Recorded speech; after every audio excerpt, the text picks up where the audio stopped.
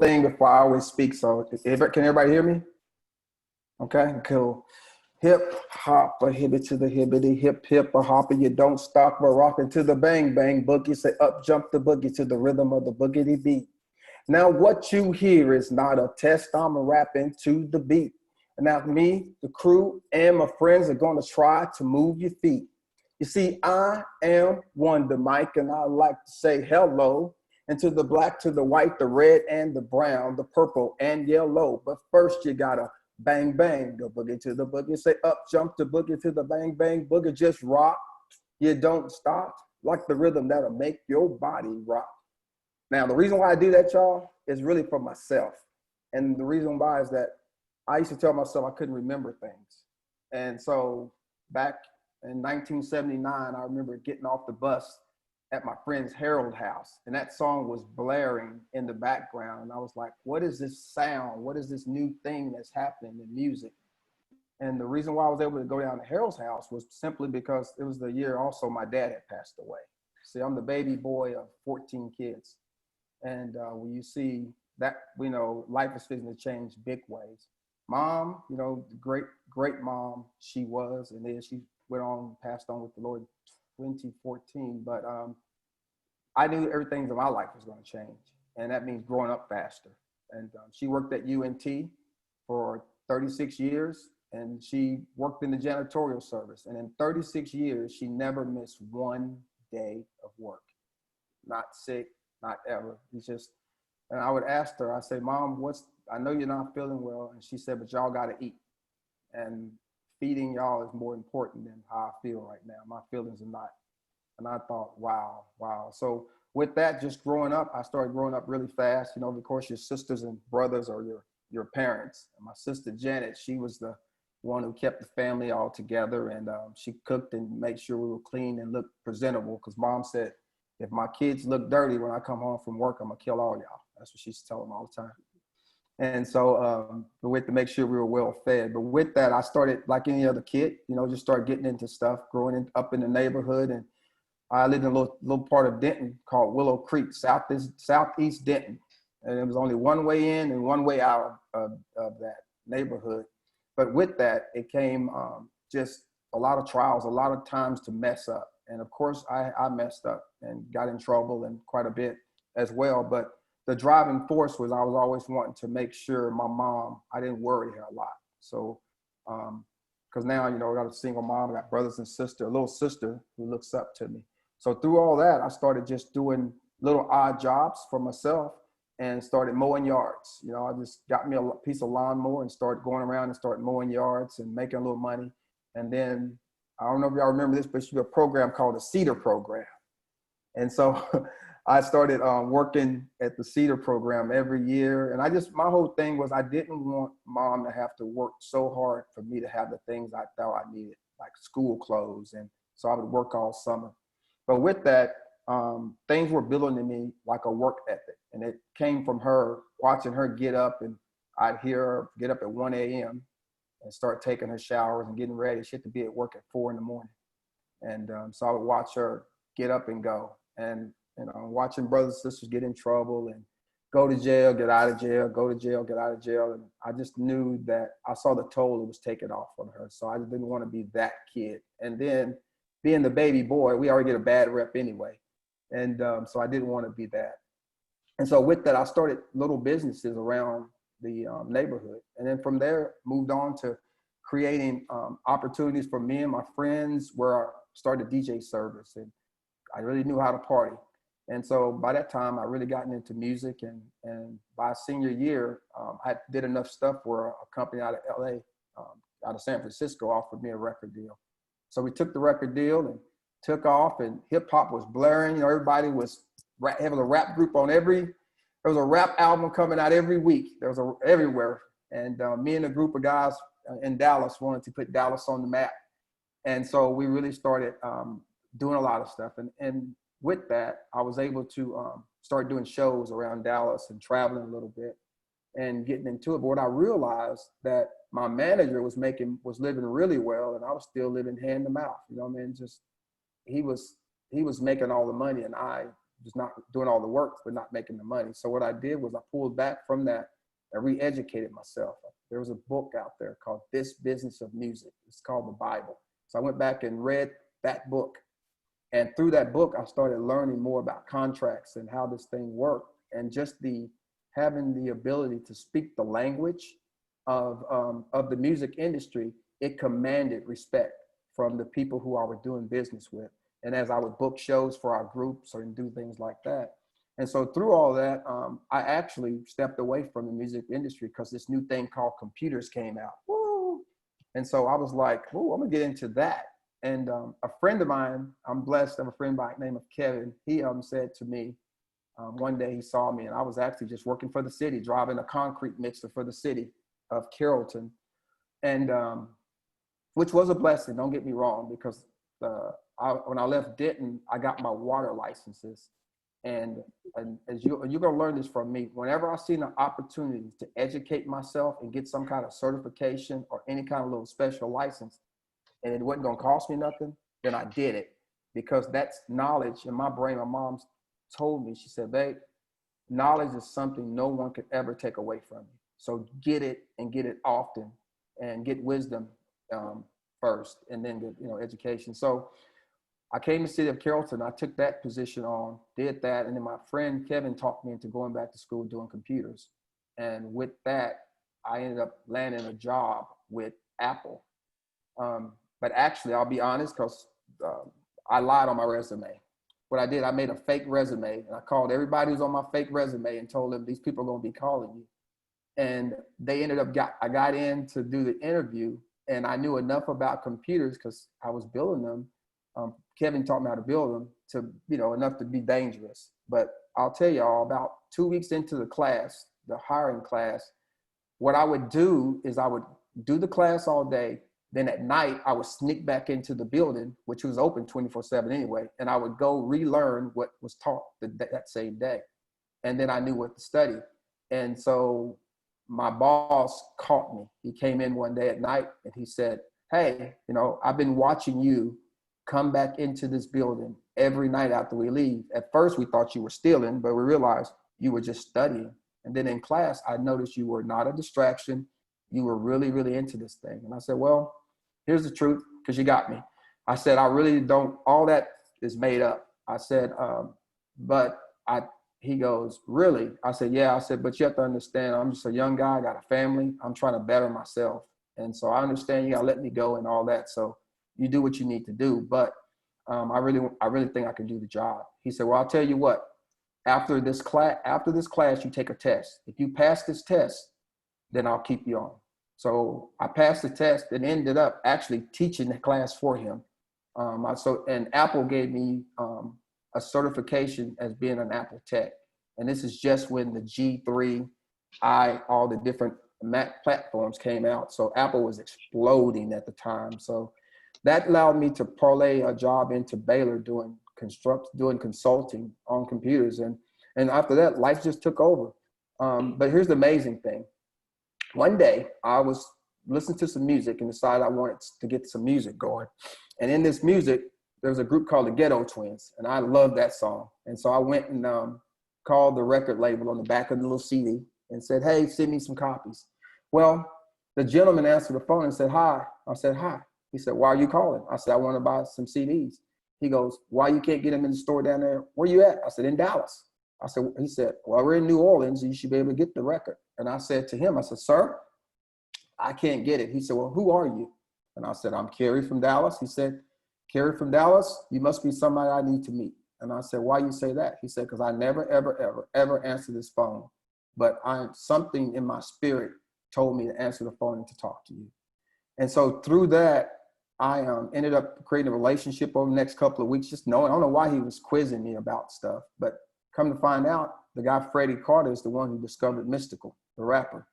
And so I said to him, he goes, I really, really want you to meet Mystical. And I was like, okay, because I'm one of his biggest fans. So I flew out there and met him, and we actually became really close. And through that, he left no limit, and he asked me to come and work with him. And I didn't know why, but he said, I like you have a business brain and I need some professional people around me. I'm trying to do something different. So with that, we ended up creating that record you see on this side. And that's the one with Shake It Fast, Watch Yourself. And we went double platinum with that record. And through that, I was able really to see the world. So life changed, fast forward. And then from there, I went on to do a lot of other production things. And I thought I was on top of the world. But then out there being in the streets, watching the things that were going on.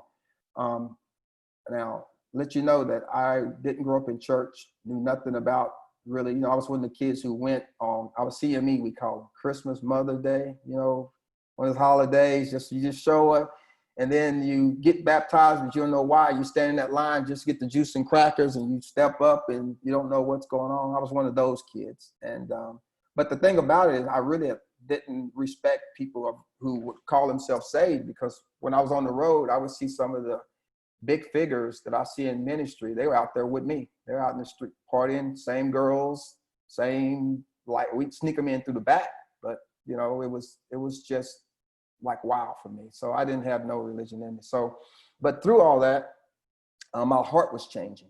And I remember being in LA and there was a lot of the women who make porno movies were always around us. But this one particular girl looked like my little sister Edith. And it changed my heart. Like it really started seeing what we were doing. And what I did not know, it was called conviction. And the Holy Spirit had started convicting my heart about what we were doing, how we were out, things that were happening in the streets. And so with that, I started pulling away a little bit. And Mystical noticed the change in me. And to be honest, his mother is one of the most prayingest mom I've ever heard. Like, this woman can pray, but she would say, make sure you pray before the job, before you did the show. But I didn't know why. But really those words were being sown into me. The seeds were being planted into me to who I would become. So with all of that, I started realizing when I got to the top, you climb the ladder of success only to find out that it was leaning against the wrong building. And so through all that and through life circumstances and divorce and all that, I meet my wife now, who I was trying to date. We're married now for 16 years. And we're a blended family. We have 4 kids. I have 8 grandkids, and just life changing. But through that, I've always had this thing about being an entrepreneur. My mom used to tell me, she said, you would build clubhouses and would charge people, your little friends, to get into your clubhouse. And you would always have to overdo everything you did. And it was always came with a charge. And you would throw parties in the garage and charge people to get into the garage. And she used to stay on me about that. And she'd always say, boy, get you a good job.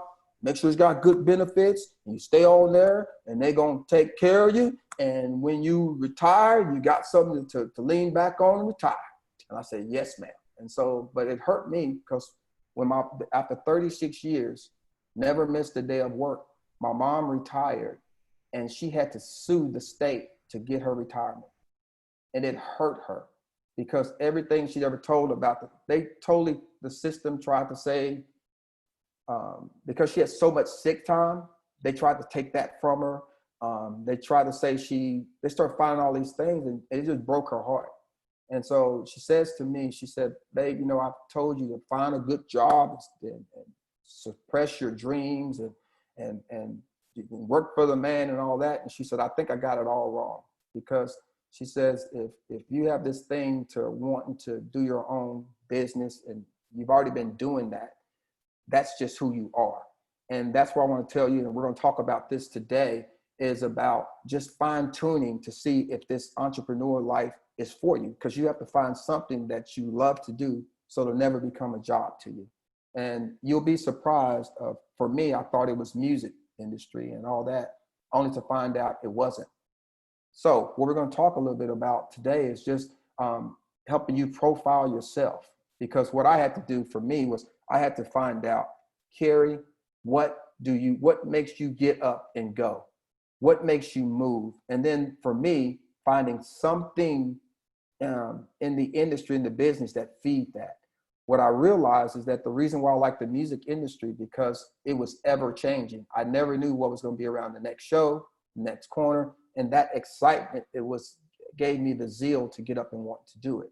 What I loved about computers is that it made me troubleshoot, identify problems, fix things. And what I've realized is that, and this is what the slogan for my company is, I tell my team that we are a solution looking for a problem. We're a solution looking for a problem. And the cool thing about solving problems, people pay you for it. That's all you're doing. If you know how to solve a problem, someone will pay you for solving the problem. And so what you need to do, what I was looking for, let me find what works for me. So then as I started, I'm really fortunate, as I say, God had been on me. My partner and the man who motivated me, took me under his wing, is a gentleman by the name of Lance Bernard. He's actually an elder at a church. And I met him about 4 or 5 years ago. And we were building a 28,000 square foot addition on one of our locations at Covenant Church in Colleyville.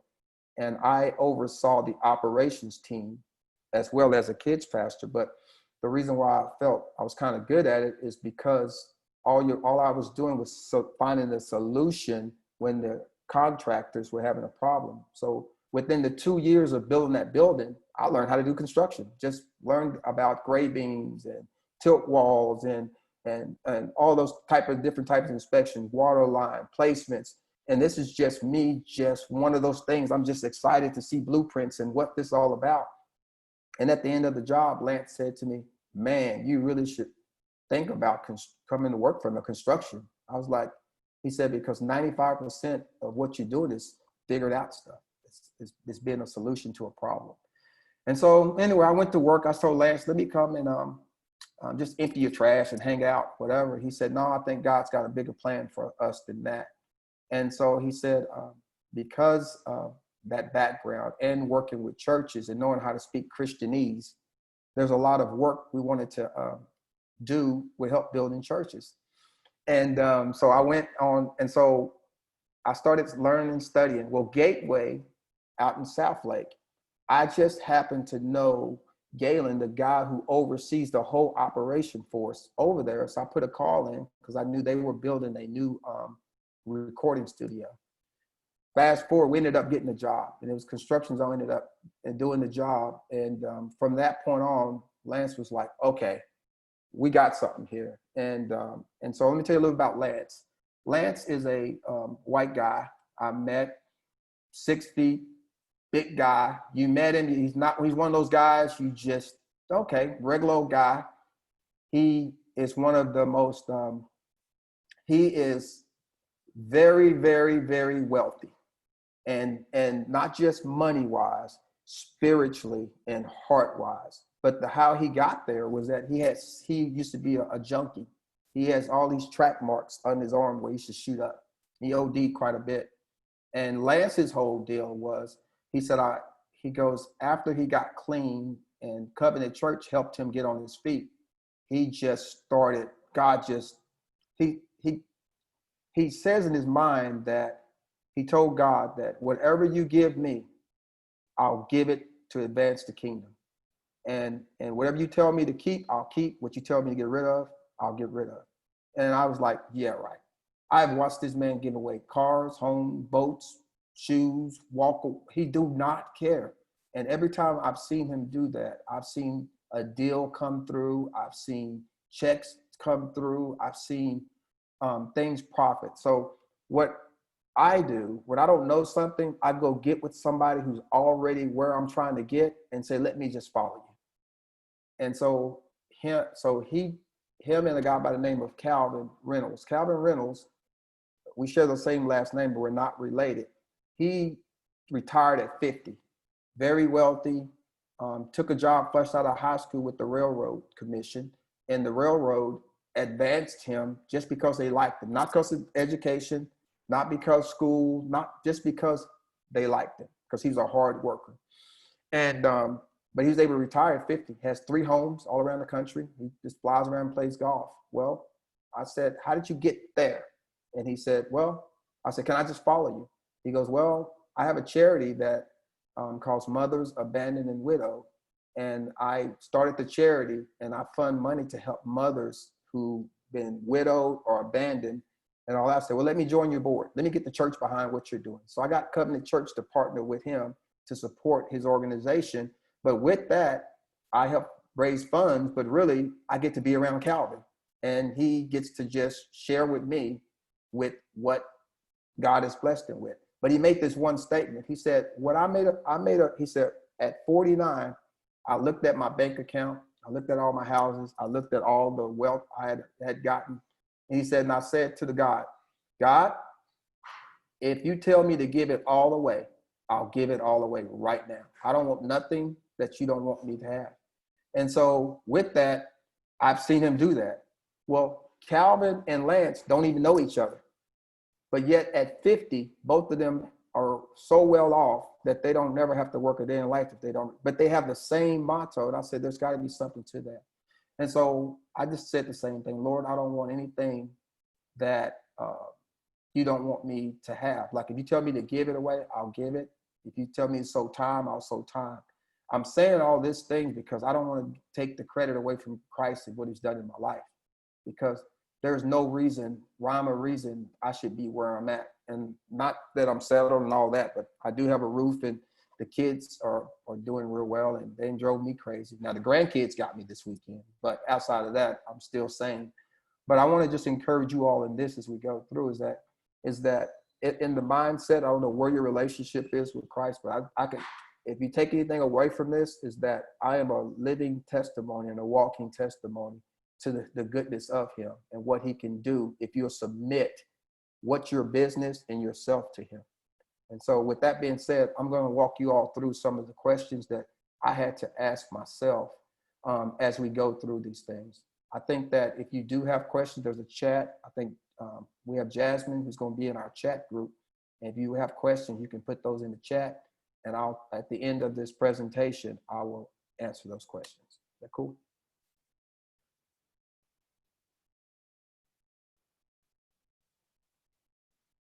Okay, so right now you all should be seeing something that says thinking like an entrepreneur. Y'all see that? Okay, cool. So this is, I love the internet because it allows me to find stuff that I use. I'm always trying to find ways to better myself. When I realized, like I told you, I had to find something that I wouldn't get bored doing. So what I realized about myself is that some people are builders and some people are managers. And what I realized about myself is I'm not a manager. My brain will not let me stay focused that long. My wife is a manager. Me, I'm a builder. Once I get it all built, my wife can make policies, procedures, and how we got there. And then I can move on to the next thing. Well, the same thing is said for, if you look for the definition of a project manager, what they do is that they take projects in, they build a project, get the project out, and then at the end of the project, at the closing, they turn the project over to a manager, a project manager, to manage the project. And so I need to have something that's going to come in and something that's going to go away.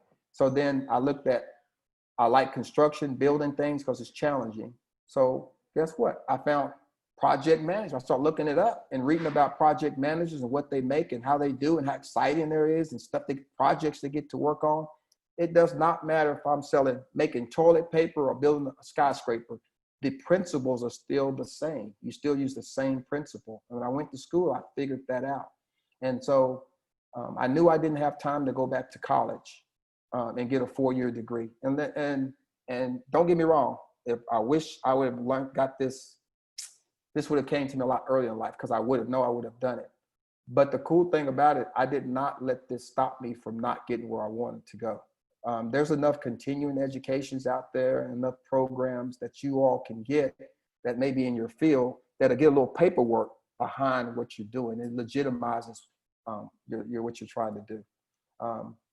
So one of the things on this worksheet, you all got it says this worksheet enables you to apply your learning in order to conduct yourselves. I'm gonna skip around a little bit just because a lot of this, as you go through it, it's really I'm not asking you a question that you have to answer for me.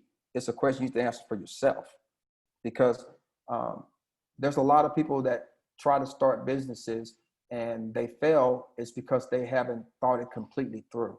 And what I don't want you all to do like I've done. I don't know about y'all, but I have a family. I got a wife, and she like her stuff. She like her shoe closet. She like to eat. She like her car. She like roofs over her head, and she is zero at a risk taker. In fact, if she was here, she tells me, oh, she says this: I do not understand entrepreneurship. I won't shoot it down because you all are the innovators that have shaped the world. Y'all make the world happen with all your inventions. She said, but I'm not one of them. I need to know when my check coming. I need to know when it's coming, and it better be the right amount as well. But what's cool about that is that I have a regular job to support my hustle. I've taught my kids here. My dad taught us. I remember as a little kid, he said, if you're gonna be a hustler, don't be a poor hustler. And so I've always taken that. I say, okay, all right, I get that. So I've always tried to make sure I had something steady, an odd job to fund my hustle. And another thing too is that I taught all my kids that we don't have no one-trick ponies. I'd rather have 10 things making $1 than one thing making $10. And I think with the economy, and I'm hoping, I told my wife, this COVID-19 thing is going to wake up a lot of people. There's going to be a wealth transfer on the other side of this. I know it. I'm already seeing it. I have a friend across the street now who is set to make $1 million this year. And this dude works out of his house. And I went over and I mentored him for 2 years. And now he has 6 employees working out of a house. And he does a program called Revit. And he designs homes. And he went out and got a contract that allows him to build homes. He did it all by himself.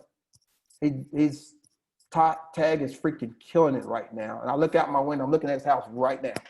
And we meet once a week and we talk through things. But it's really cool. He's helped my son. One of my kids lives in Shanghai, China. He's here visiting me now. He came over right before the border closed in Shanghai. He and his wife were able to get out of China, and they've been here. And Tag helped him fund his trip to Shanghai after he got out of college. I will tell you, I've been able to put all my kids through college that wanted to go. Now my young one, he's just like me. He says he doesn't need a college education. And guess what? I was really, really upset with him, but guess what? He proved me wrong, because now he's doing well, making money.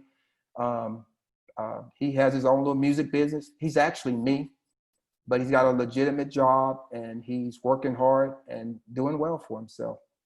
I'm telling you all these things because I want y'all to kind of understand me and let you know that there ain't nothing so special about me as it is that the God that I've chosen to serve, and that I'm always listening. And I'm hoping that you all are open to just a new ideas, and maybe your business may not look like you saw it. Because I can tell you, doing construction, I promise you, Kerry, making records, was not thinking about building no buildings.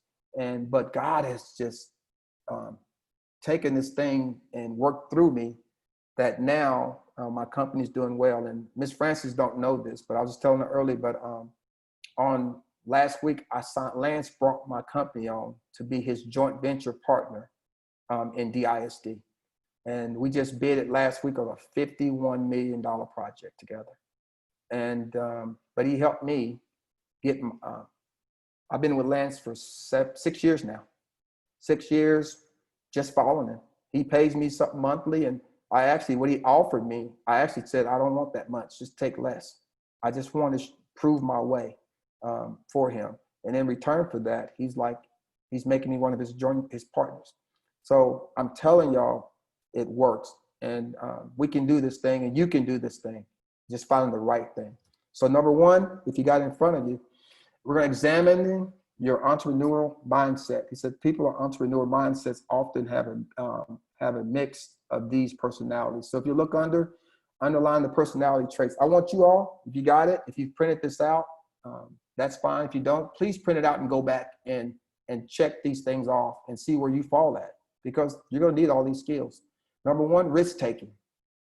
That's probably one of the number one things in project management is managing risk, because there's 2 different ways you can see risk and in your risk response. And that's you can mitigate it, Read that word a lot. Mitigate, mitigate, mitigate, mitigate. Or you can exploit it. See, the word exploit, people see it in the world as a negative word, but in project management, exploiting a risk is actually a positive term, meaning I'm going to take advantage. Like right now, my buddy across the street now dumped all his money into all the companies who were affected by COVID-19. So I walked over there the other day, and he's giving me a class on how to play the stock market. And he looked at me and he took 34,000, and now he's flipped it into $92,000 because he bought all that stock that was affected by COVID-19, and he invested and bought it low.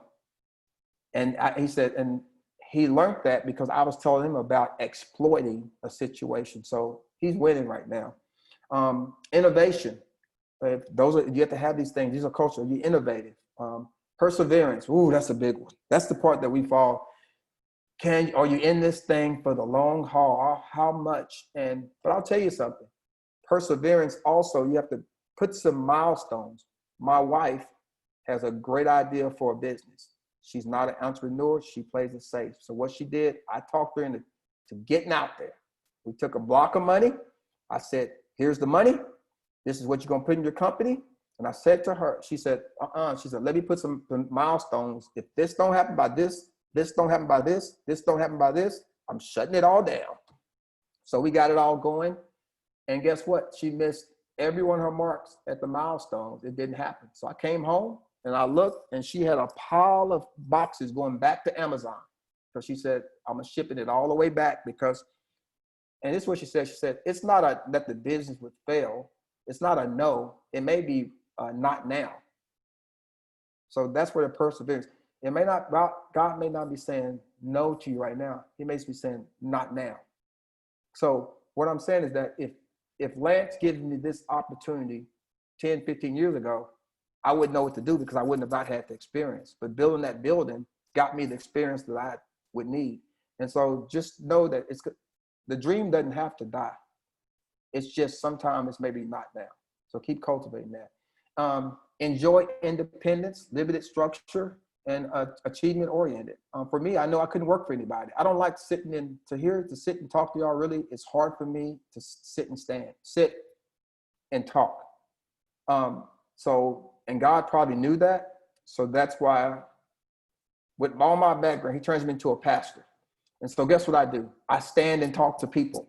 And then before that, I did sales. And before that, I sat on the stage and rapped to people or supported a guy. So you see how it is. I took my ability not to sit down in this chair, because Miss Francis can tell you, I got up before this and moved 50 times. I done walked. My son he's here with me from Shanghai. I can tell when he's working because I hear him pacing upstairs. For him, in 11th grade, they labeled him ADHD and was trying to put him on all these medications. This kid's brilliant. He came to me and said, Dad, the medications make me zone out and I don't remember anything. I said, well, your grades look really, really good.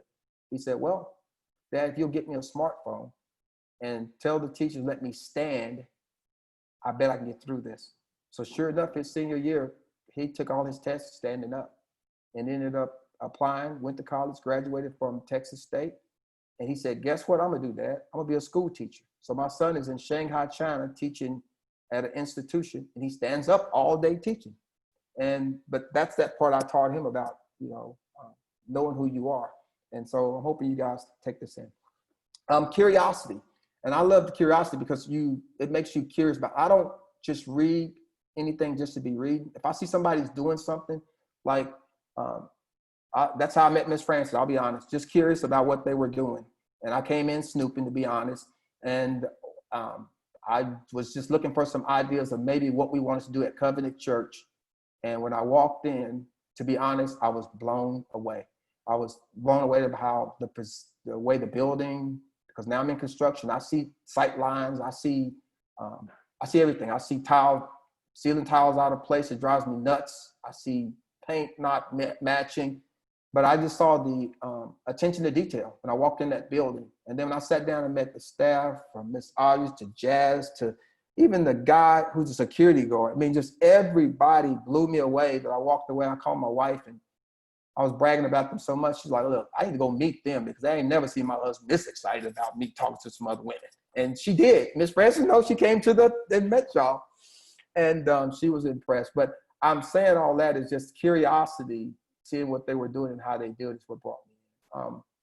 The ethics, and she taught me more about ethics, which I'm going to take a class from her. But so future focus, empathy, and personal, I'm saying the non-conformity, not letting people put you in a box. That's where I'm going. That's what happens a lot of time. We let people put us in the box, and just because they see you one way, may think something about you, and just getting outside of those stigma things that people just say you're this way, and that's where I never wanted to be. I used to have long dreads on my hair, and well, I used to have hair, but the Lord give it, then He take it away.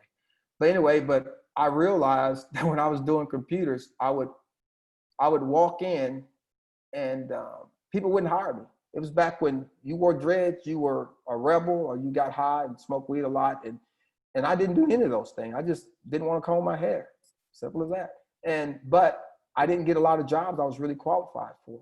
And so I went home one day after about 6 months of trying to use my Apple certification to get a job. And I just cut all my hair off and got a nice little bald fade and came out. My wife then looked and said, oh my God. And I went to an interview and I walked in and got the job at Baylor Hospital in charge of their Macintosh department, working with the doctors right away, just like that.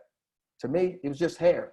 But that hair stopped, getting rid of the hair led me to making $132,000 a year, because the only thing changed me was my hair. My education, what I looked like on paper, was still the same. So don't let people don't put yourself in a box, and also stay optimism is a good thing.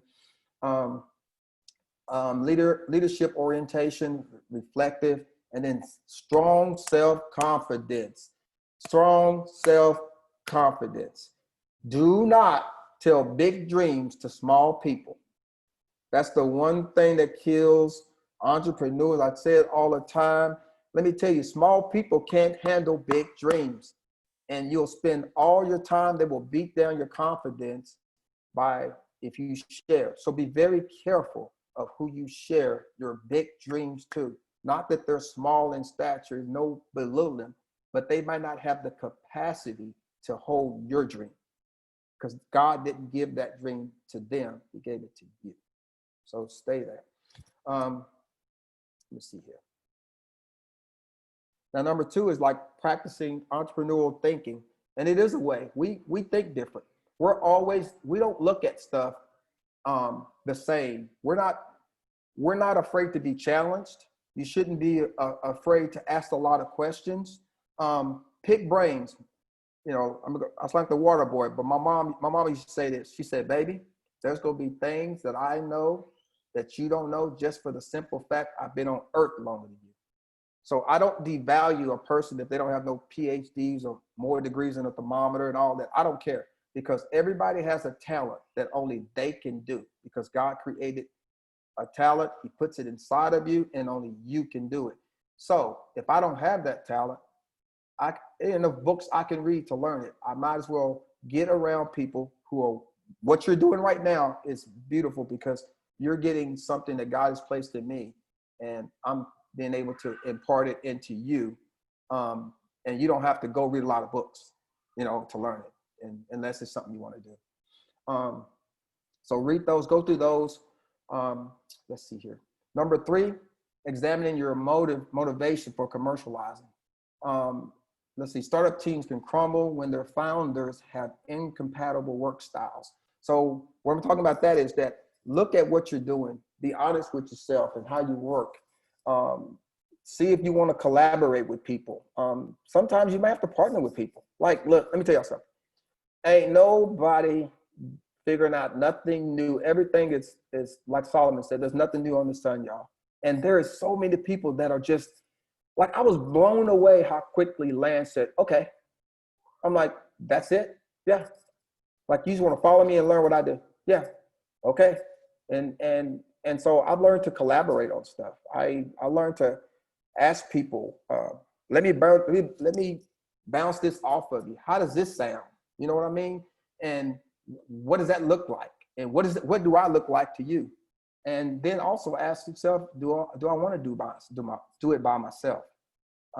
There's a lot of people out there that want to collaborate. You don't have to do it by solo. It may be a solo for a season. You know, you hear a lot of people, they'll partner up for a while, and then next thing you know, I'm gonna go off and do my own thing because now I'm gotten to where I'm sustainable and I kind of got the knowledge I need, and you got the knowledge I need. That's why I hate when people come in as partners and then they break up and they're not even friends anymore, and you felt like you've done something wrong or done each other wrong. Well, no, maybe that person may have just taken you as far as God has allowed them to take you in that season. It don't mean you have to break fellowship. And that's where I really want you all to, it's all about fellowship. Let me tell you this, so why it's on my brain. At the end, we're not going to be judged by bricks and sticks and what we did made with our hands. We're going to be judged by how we treated each other. And so, and I say all that is that your relationships, don't burn bridges on your way up. Because them same people you see on your way up, you'll see on your way down. And so, it's okay. It is, but I'm just want to get that off my head. I don't know who I'm talking to, but don't do that. Just show respect. If your season's up with a person, just say your season's up with a person and move on. I'm gonna move on down to describing your financial assets and what it looks like. That's the big thing, is finances. Always thinking about when I'm starting up something, a new business, is how am I going to fund this thing? The number one thing you want to make sure you're looking at is just making sure your basic needs, those 5 basic needs, the shelter, security, food, family, all those things are taken care of. What you don't want to do is put your family at a risk, because let me tell you something. It's hard to hear what you're saying with a hungry stomach. So sometimes I think people, like I said, we're so excited to have a business and start a business, and we rush home to our families and we're ready to quit our jobs and go start that business. And, you know, and you're not looking down the road. How does that make that person feel? So what I'm saying is that look around, and even if you have to make a little investment. One of the things I wish I would have known, oh gosh, I wish somebody sat down and told me, is that how important your credit score is. Oh my gosh. My credit, y'all, was so bad, it wasn't even numbers anymore. It was letters. It was boo, boo. My wife, it was bad, y'all. And so I can't find a better word to say. I'm so sorry, y'all. But any rate, but what I've learned now, y'all, I had to start all over. I went to a banker friend of mine, and he helped me start working on my credit, opening up a small account. And in that small account, he said, give me some of your bills and we're going to pay them through this credit card that you don't even have. I'm going to keep this credit card. It's your money. It's your card. And he works at the bank. I see your account. I'm going to show you if you'll give me 6 months to help you. His name is Torin. And he said, I'm only doing this because you used to let me in your parties back when I was in high school. Once again, this kid's a smart banker. And Torin, in less than 8 months, brought my score up like 150 points. And he kept me credit conscious. And from that day on, I do not play when it comes to credit score.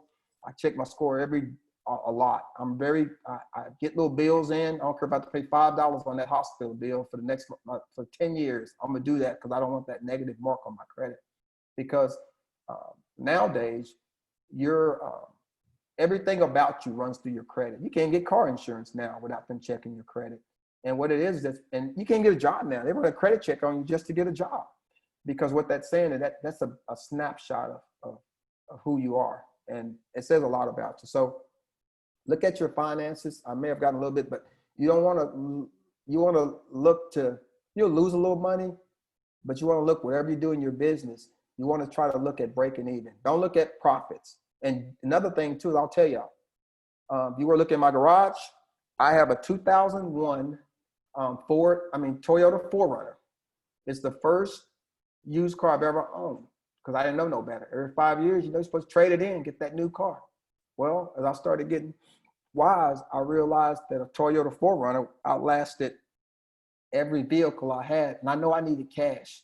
So what I did was, um, we all got used cars around here, not hoopties, but good cars, but not.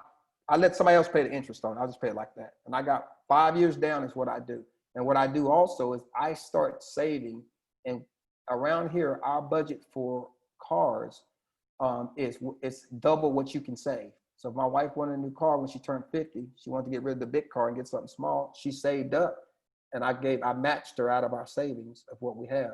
And notice I said savings. That used to be a foreign thing to me, savings. But I'll tell you something. God doesn't want you to eat your seed.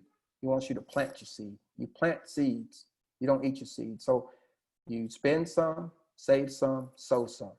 And so make sure you sow into yourself. So you may want to look at your company and say, hey, what can I put back out of my regular savings that's not going to hurt my family to fund my dream, my entrepreneurship, until my company's able to fund itself. But anyway, my 4Runner as of today, y'all, when I got out of it, it has 407,000 miles on it. And it got some more in it, because I keep the maintenance up. I keep the oil change. And I hear something click, click, click, I get it fixed. And so what I'm saying is that new car, that new shiny thing, delayed gratification is what you really gonna have to focus on. And let me pick up the pace. Number 4, evaluate your capabilities and resources for commercializing. What I'm trying to say is that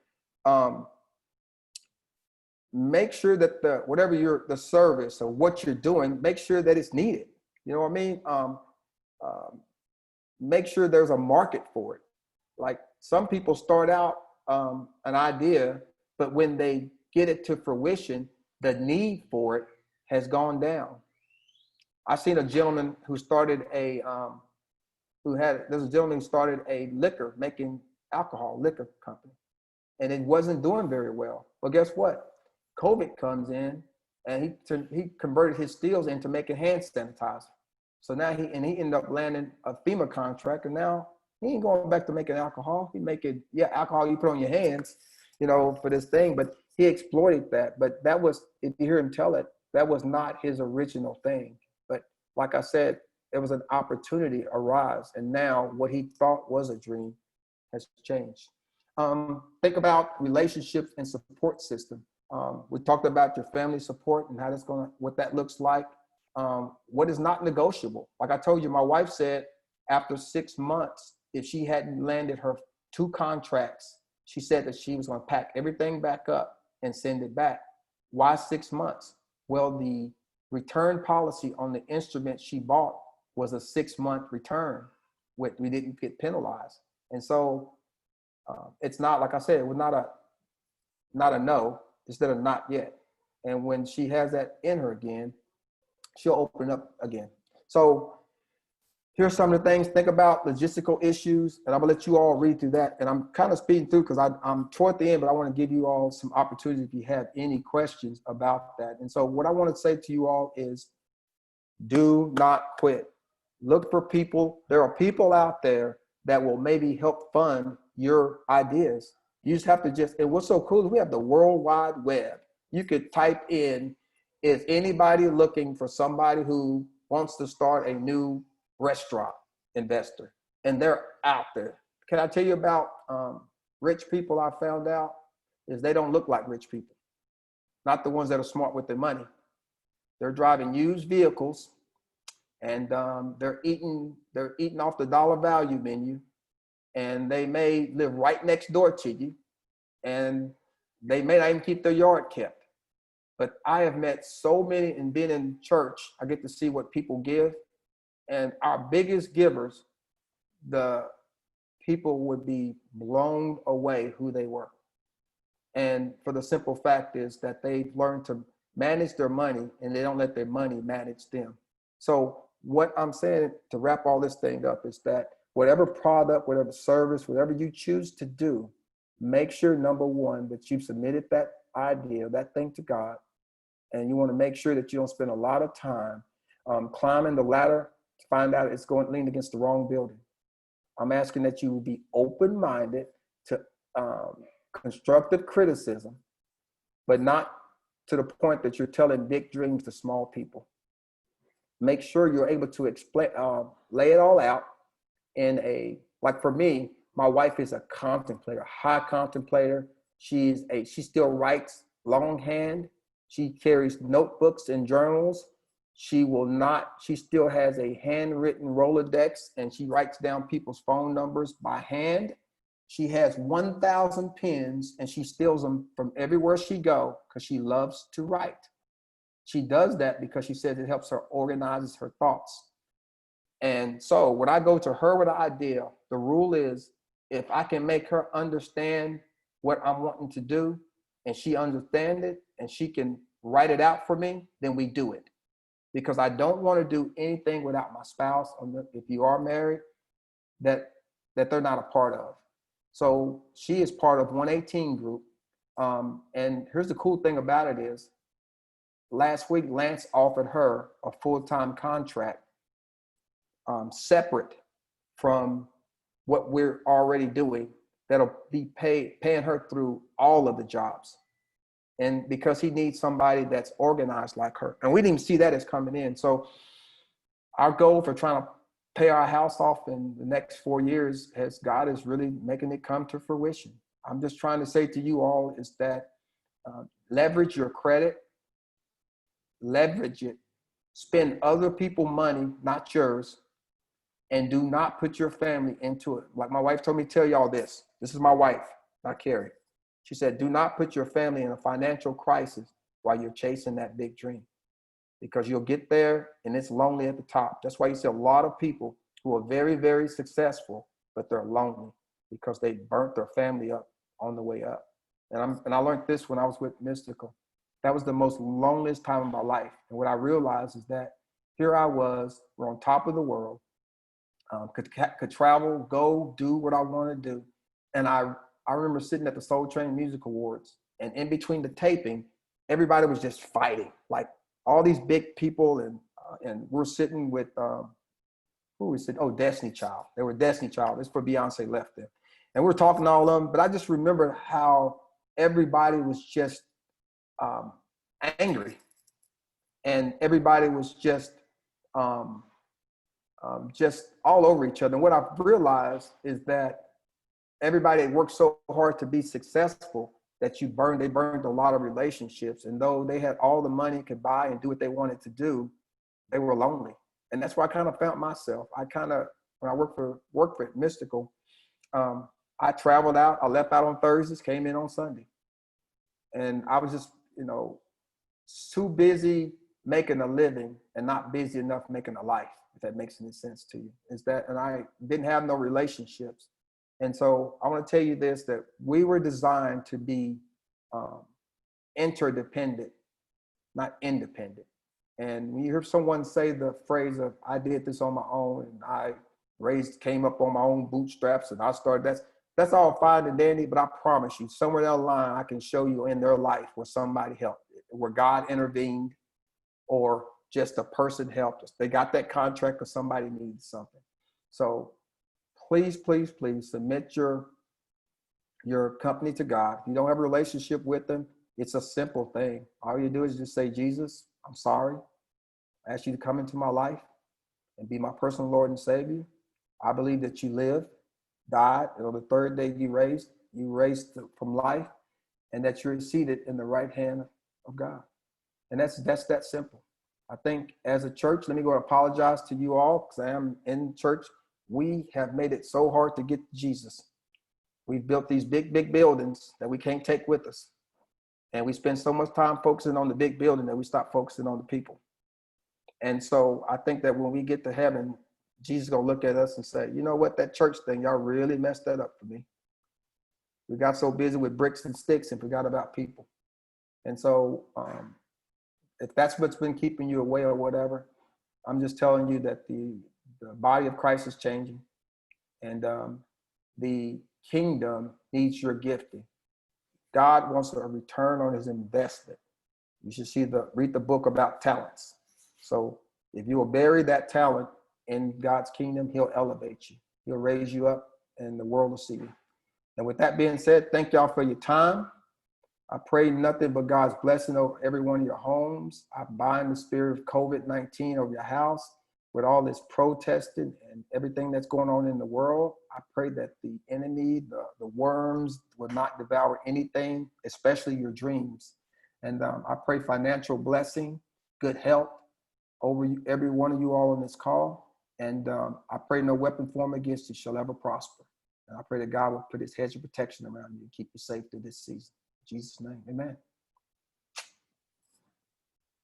And Ms. Amen. Amen. That was an awesome testimony.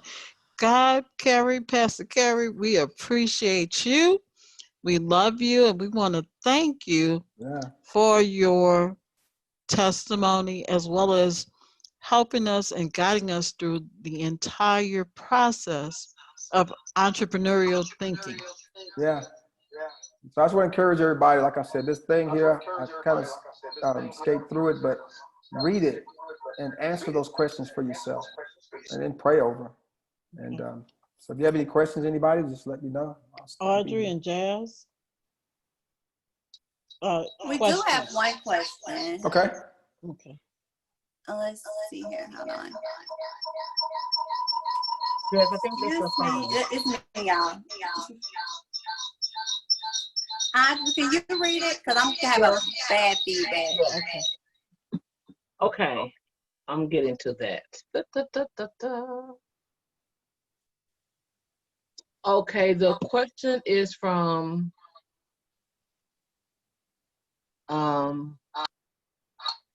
Rubio, I believe.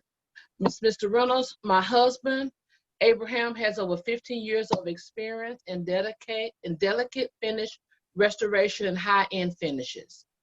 It was great to hear someone with a background as his. We are both contemplating opening our own business. And she has two questions. Okay. How do you research your end customers?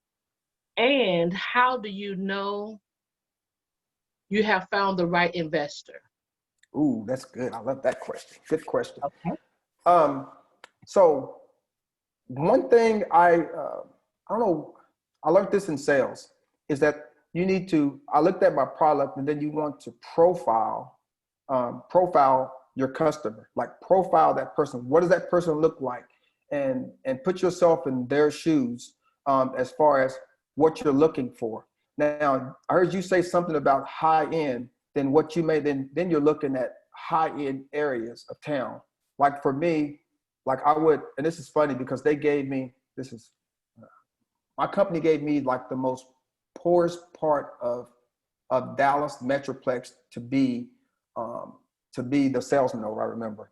But what I did was I looked at those outlying places where the income was higher. So what I'm trying to say is that whatever product or wherever you're trying to get in, like you said, high-end finishes. So you're not going to be looking at a middle class, lower middle home at starter home type thing. You want to look at people who are going to have the 8-foot door, the 10-foot doors. So you're going to be looking at location. So look at where you feel your product fits. Look at who's already doing that work. And then what I love about the internet, y'all, you can get their client base. A lot of them, because we do it all the time. You look at people, you say clients, and you click on it. And when you click on it, you get this list of all their clients. Well, then what I do is fleece the client base of where those people are at. I look at the location. I go drive. Like I told you, to sit down is hard for me. I physically get in my car and I'll go drive area where I want to be. Then I look and see potential customers and builders and say, okay, number one is where's the market at for your service? Is there a need for that? Are people building or doing high-end stuff? Or is it the lower end stuff that's building more? And because I do construction, I can tell you it's the middle class is where a lot of the development is going. It's that home that's around 230 and down is kind of where it's at. And that area is out in Lulam area going up toward Pilot Point, where there used to be a lot of hay fields and open fields. Well, those areas and those locations, they're building developments on. Frisco, that's how Frisco started. Frisco used to be just some silos on 380. I used to pass it on my way to going out to the country. So I'm hoping that answers one of your questions. Hope I got that part right. And then number two, the investment side of it. Why don't you look at someone who's already doing it and see if you can partner with them? Because my friend Tag across the street, guess what he did? He, instead of him trying to do it all his own, he went to one of the largest home designers, architects, and said, do you have any work that you can't do? And that Tag ended up, now he hits 100 drawings a month. And he started out at about 53. And now Tag told me he will make 1.5 million. That's overflow. And what he said, it made him realize that I don't have to get out there and hustle to get work. I can take work already in. And now this guy that he does work for has invested into Tag's company and now he has 6 employees. And let me tell you about his employees. His employees, none of them went to school. 2 of them came from Goodwill, where you take your stuff to give to the Goodwill kid. Mm-hmm. He found a little kid that was on his phone, and Tag was like, how much money you make? Oh, minimum wage. Tag was like, if I teach you how to do Revit in 6 months, will you come to work for me and I'll pay you? And now this kid new car, I know there's a new car over there, dresses in a suit now. And now Tag went and found 6 other kids. So he made his own workforce, and they're loyal to him because he gave them a trait that they never would have had. And so, but with that being said, it all came from what would have been a competitor turned out to be an investor. Once again, it may not look like you see it. So whoever's trying to get investment, go to somebody who does what you do and see if they'll partner with you, and that'd be your investor until you get on your own feet. But be careful. Don't tell your big dreams to small people. All right. Next question is from Felicia Jones.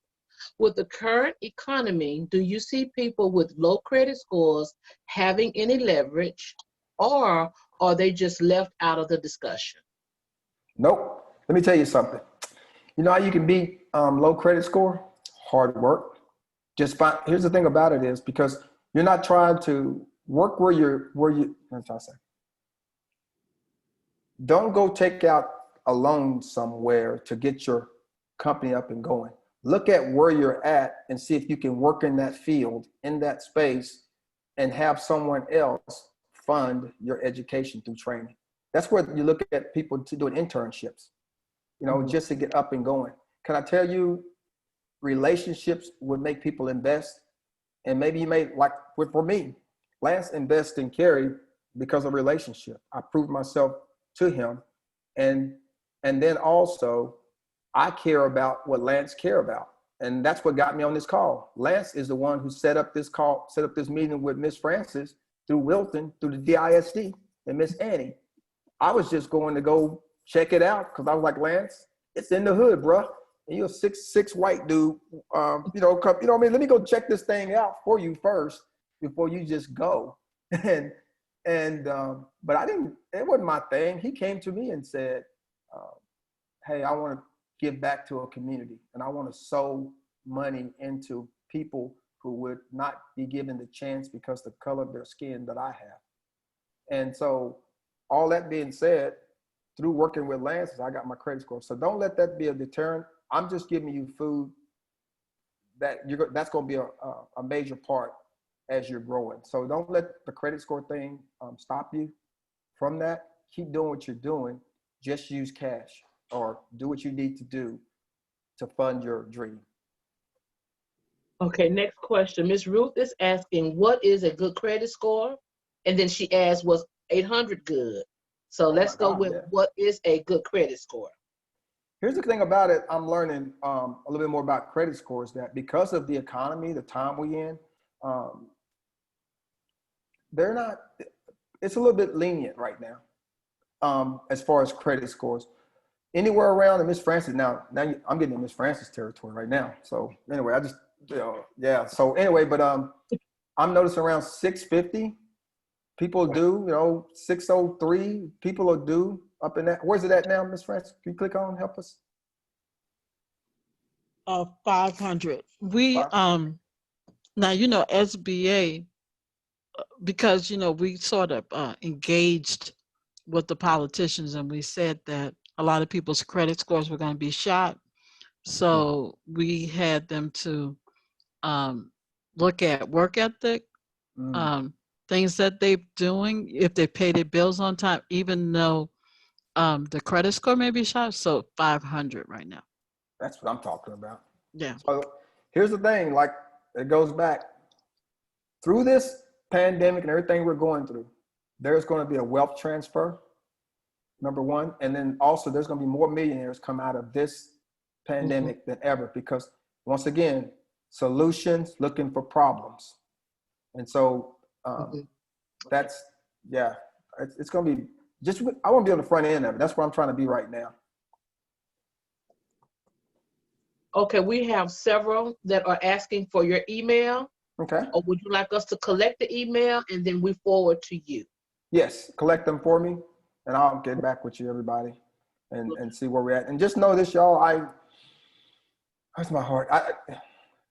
I'm doing this because of like what Miss Francis, the team don't know, but I'm doing this because of, I had a conversation with her. It was a game changer. And if you're on this call, I think you should go, if you haven't sat down and did a one-on-one, if you can get her and let her talk to you about her life. It was it changed. It was a game changer for me. And I know I keep blowing it all up, but yeah, send it through her, because it's some of the stuff I may not know an answer to, but I know the team there knows the answer and can get it to me, and I can get it through you, or however you want to do. And if it's a business opportunity, or you're looking to some help on something that you're trying to kick off, or want just another eye on it, some of us big dreamers, some of us Josephs of the world who just see big dreams and understand, then I'm for that too. And if I see an opportunity where I may know somebody that are looking for your services, y'all know this, I will forward it on. I am not about me, I promise y'all. The more people like yourselves that we have out there making things happen, especially people of color, but I'm not prejudiced either way. I'm just people in general. I just want to see, I'm tired of us not having a lot. I'm tired of, I was homeless 2 years from meeting a wife, just had some season where I didn't have nothing. And so how can I charge for what God gave to me freely? And so if I can hook you up with someone or know somebody, then I most certainly will. Next question from Lewis Jennings. Hey, Lewis. Does your credit score affect your ability to be an entrepreneur? No, it don't, and not at all, because I didn't quite knew what a credit score. I told y'all I had a score. It was not numbers. It was letters. It was boo, boo, and I still prospered. It didn't stop me from doing it. It's just as I educated myself, I realized that I could use my credit score as leverage. That's what the score does. It's leverage. And I could get things without spending the cash, my liquid. I could use credit to get those items. So I could, like my first camera, I do a show that I put on for Lance. That's what one of my things for construction's on. I use a credit card to buy it. And I bought everything up. I put everything on a credit card. And then I took the money I made from that and paid the credit card off. It took me a year, don't get me wrong, but I don't spend my cash. I keep my cash as much as I can. I use my leverage. And if I see opportunities, like right now, I've gotten to where I see a lot of opportunities for where it says 6 months, no interest. I'm all over those type deals. And I don't let them go past 6 months because I set it on automatic payment. So even if I forget to make a payment, my bank automatically makes that payment. And I'll end up paying that balloon interest after 6 months.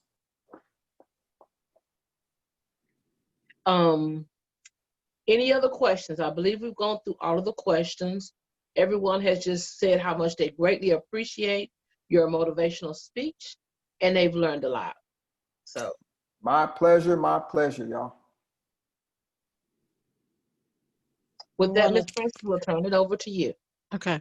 So first of all, thank you so much, Carrie. You are just the bomb.com. You know we love you. We know I Thank miss you. y'all. I You miss know, y'all. I know. And so I just want to say a couple of things. Oh God. We are going to tomorrow. Can you tell Audrey who's up for tomorrow?